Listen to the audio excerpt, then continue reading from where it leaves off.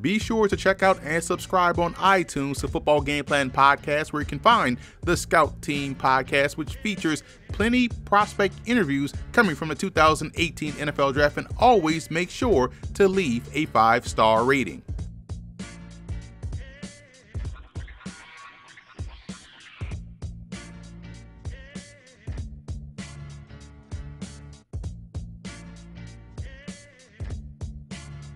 It's another solid year of quarterbacks coming out of the football championship subdivision. As we look at our football game plan scouting top 10, you see a Senior Bowl MVP, an FCS national champion, a Black College national champion, a 2-time Walter Payton Award winner, and a Bushnell Cup Award winner as well.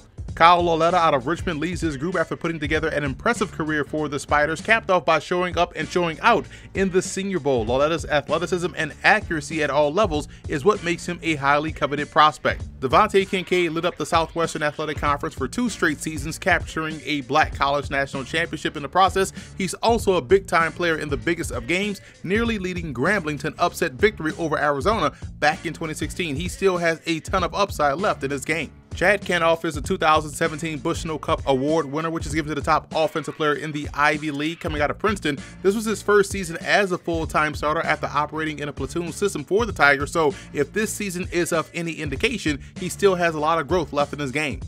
Chris Streveler out of South Dakota is the type of athlete that makes it an 11-on-11 game and has very good situational football skills. He's a red zone touchdown magnet that will definitely have a role as a professional.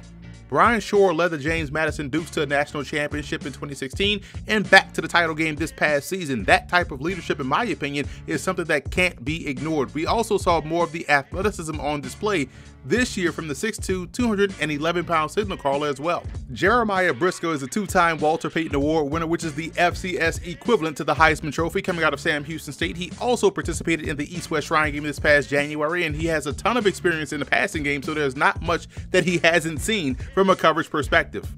Peter Pujols is starting to make some noise around the Pro Day Regional Combine circuit. He's coming off of a stellar career with Holy Cross and is another dual-threat FCS quarterback that has the ability to extend the play while also being able to work touchdown to check down in the passing game.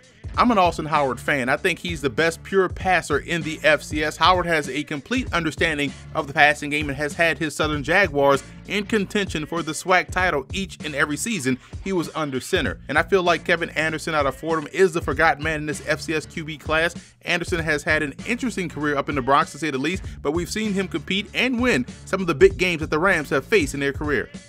And rounding out our top 10 is Jack Heneghan of Dartmouth. Heneghan was once again one of the best passers in the Ivy League this season and does a solid job in working the intermediate passing game. So just to recap, there's a little bit of everything for a pro team needing a signal caller this year coming from the FCS.